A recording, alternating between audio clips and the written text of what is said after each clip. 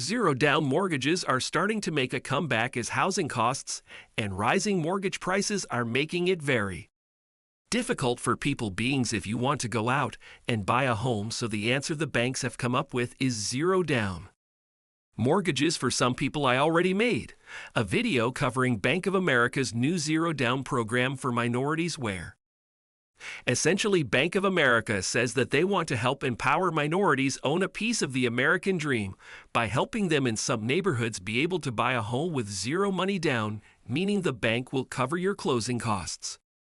They'll cover the housing costs, and they'll even cover your P&I, and Bank of America saying that they're doing this out of the good of their heart to help minorities go out and build equity in these homes now, when in reality, this program has a lot of consequences if you don't understand how it works.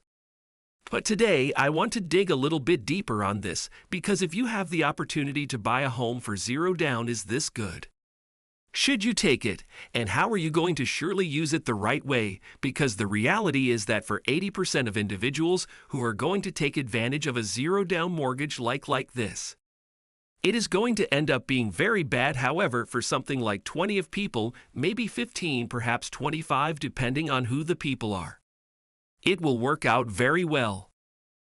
Now, if you do go out and get a 0% loan, I would advise you be in this category, not this category, and this is where you have to understand how to use the system to your advantage, because now let's talk about this. Banks are in the business of making money. However, they make money by lending money, the extra money that a bank can lend out, the more money that they can make. So it's in the bank's best interest to lend as lot money as possible. If a bank can lend you $500,000, they'll be more than happy to do that. If a bank can lend you $1 million, they'll be more than glad to do that. If a bank can lend you more money, they will want to lend you more money, because that's how they get paid. They want to lend out extra money, because then they will get more interest on more dollars for you. Now, as a person, you want to minimize and have little to no consumer loans, aka loans under liabilities, things that are not paying you, and this is where you might say, but just breathe, my home is an investment. Shouldn't I go and borrow as much money as I can on it? Because now I'm borrowing money to build wealth into this investment. It's going to make me wealthy. Well, let's talk about that. Because no wealthy person ever talks about how they built their wealth by buying a big home and then paying it off. That is not how any honestly wealthy person became wealthy. They become wealthy by owning real assets. This might be real estate as an investment that you're buying to rent out to different people. This is probably might be stocks. This might be your own business. There is probably a business that you buy. Real wealth is built through this type of equity. Because now when you invest in a real estate rental property, you're building equity in that. When you're investing in stocks, you're building equity in the stock market. When you're investing in a business, you're building equity in a business. Now, you might get confused due to the fact you're building fairness in all three of these things, and when you're paying off your home, you're additionally building equity. But the equity in your home is the worst kind of equity as compared to all of these kinds of equity, because these kinds of equity, the stocks, the business, is the real estate. Investments will pay you for owning them, and they'll pay you while you own them. While your home, you hope they'll pay you because you hope that you'll be able to sell it for a profit when it comes time for you to actually sell your home. Until then, it's the money pit. Until then, you're paying money and your mortgages and your taxes and your insurance and your maintenance and your upgrades and everything else you got to do with your home until you go and sell it. And then when you go to sell it, you got hope that the area that you bought it in continue to grow. And you gotta wish that property fees have extended, that we can clearly sell your home for a profit. If you can't sell it for profit, well, not for the last 30 years you've been trying to pay off your home, and now you do not even make a profit. Now, to be fair, this Bank of America zero down loan program isn't the only way that you can get zero money down on a home. You can go and get a VA loan if you qualify. You may get a USDA loan if you qualify. The reason why the Bank of America zero down mortgage program has been giving a lot of attention is because it's offering this zero money down mortgage to regular people who don't qualify for a USDA or a VA loan. And by regular people, I mean Regular people who qualify in certain neighborhoods in certain cities across the country. And why are they targeting people of the lower economic class? They say it's to help them build wealth, but in reality, many of these people also don't have any idea of how to manage their money. They don't understand how to build wealth if they don't understand how equity works. And what will happen to the large majority of them is now you get stuck into a mortgage that you afford because you bought a home that's bigger than you would like due to the fact now you observe you're building wealth. And now you're spending all of your time trying to pay back the bank. Even some people will understand how to do it. You have some people, and this goes across income levels, this goes across ethnicities, this grows across all people in every type of income level and every type of social economic growth. You have this 80-20 where 80 of people are probably going to get hurt, 20 people will benefit when you have financial programs like this. Doesn't matter if you're speaking about 20,000 salaries or 200,000 or $2 million salaries. There may be constantly going to be programs like this properly. In this case, you're going to have some people 15 to 25% of people that will use this program and live small, maybe buy a home. This is way within their means. That's smaller that probably all their friends are buying because now they want to buy something they can comfortably take care of, that they can culturally use to pay off their mortgage, that they can comfortably live in without stressing about the payments. And now what are they doing? They're building equity in these homes while they're investing their money in other places. They're living small, but now they're working to build wealth, and they're also working to pay off their home because that's something that they wanted. And now, in preference to the using this down payment to buy a home, they can use a down payment to go invest in something else. And this is where the general public of people are not going to do that, but a few people will, and this program will very benefit them. And this is where again it's understanding the financial education. That way you can be on this side, the 15 to 25, where you understand how to take advantage of things that come on your way instead of being the person that gets screwed over, because these are the people that are really going to benefit the bank because now you're borrowing way more money than you can afford. You're going way bigger. You're stretching yourself thinner because you're saying, hey, I can go out and buy a big home. I don't got to worry about the PMI.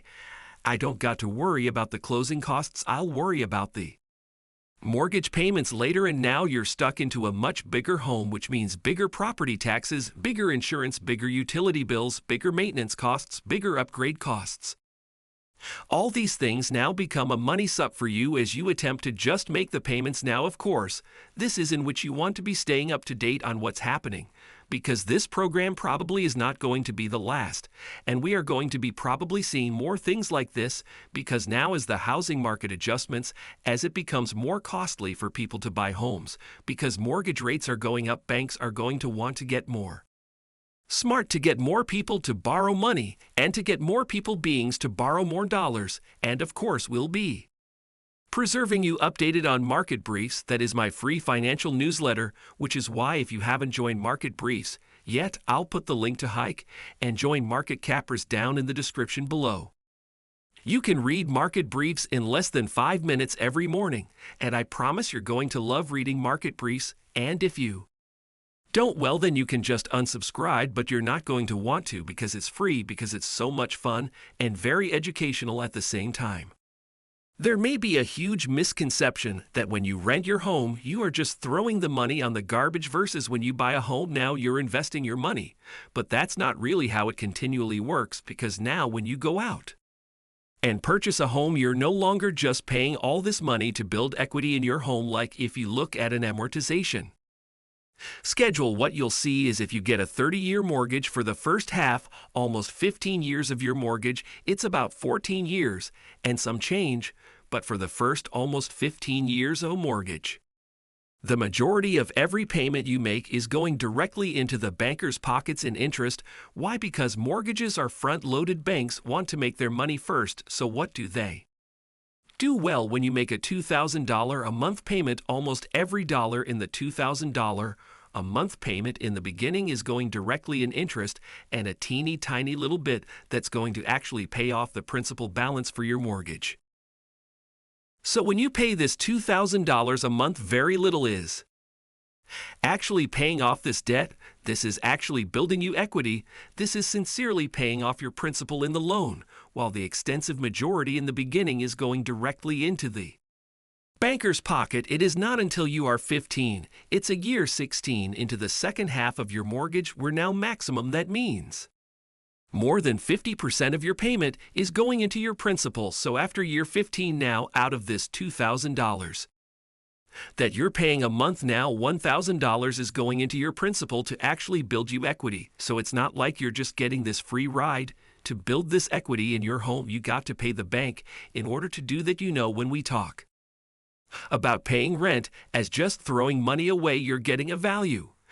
You're getting a home. Like when you go out to eat at a restaurant, you're not say that Japan, the restaurant owners mortgage when they go out to drive an Uber, you're not saying that you're paying off the Uber's car payment when you go and do anything. You're not saying that you're paying for this person's mortgage, when in reality you are. Anytime you spend $1 anywhere, whether it's at Chipotle, whether it's at Apple, whether it's a Lululemon, whether it's at Amazon, you're paying somebody something in order to get this value. Anytime you pay somebody something, this is how they make money. When they make money, some of that money that they earned is used to pay off their mortgage. You used to pay off the car. It's just to pay for their life. It's anytime you spend the money you're paying for somebody's mortgage. In this case, the rent is just a direct payment to help person pay for the mortgage on the home, but the landlord also bears all the risk due to the fact if something happens in the home or assets, taxes go up where insurance goes up, or they have to make a repair or an upgrade where the city comes in and they have to now mandate new repairs, new upgrades. The landlord's the one that has to pay all that cost, not you as a tenant. Positive, you may ought to deal with better rents. You might have to deal with the annoying landlord, but you can always leave. You don't have that same commitment like the landlord does right now. The landlord is stuck when you own a home. You have to take care of the home now. There's nothing wrong with owning a home. It's nice to own home. It's nice to be able to own a home free and clear. You don't got to worry about a housing payment. However, you don't want to be stretching yourself too thin to buy a home just because you think it's going to make you wealthy. Buy a home whilst you can have the funds for it. However, you do not got to worry about the payment. That way now you can actually afford the payments that you're making and then buy a home and not worry about the price. We've already seen the consequences of very loose lending practices when it comes to real estate. Because when you have that appear, people will want to take advantage of these programs and buy a home because most people are not financially educated. It's not in the bank's best interest to keep you financially educated, because if you were financially educated, you wouldn't want to take this mortgage. You're going to learn about the actual cost of this, and you're going to want to live smaller, borrow less money, and have a bigger down payment. That's not in the best interest of banks. And so, yes, the banks are greedy. They want to make money. Every organization wants to make money. If your enterprise was not making money, you would not have a job. That's the way that this system works. So banks are in the business of making money. Now your job is to be financially uneducated. This is where things really suck, because most of us are never financially educated.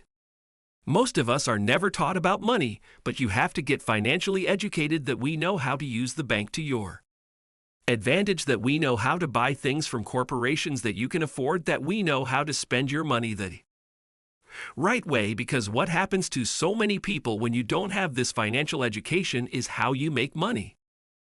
You just give it to everybody else around you, making everybody else rich, making your banker rich, but it maintains you broke. This is where now you want to get financially educated. That way you can use the system for good and use your money to make yourself rich before you make everybody else wealthy. But at the very core of that, it's not stretching yourself too thin to buy something just because everyone else can, just because the bank says you can afford it. You need to define what you can afford, not let the bank define what you can afford. The banking system is there to get you to borrow money. Fact, now that we understand that, how that can you potentially use it to your advantage. So how do you now become wealthy? Well, first is understanding how the system works and then believing that you can do it. Because there's two aspects of believing.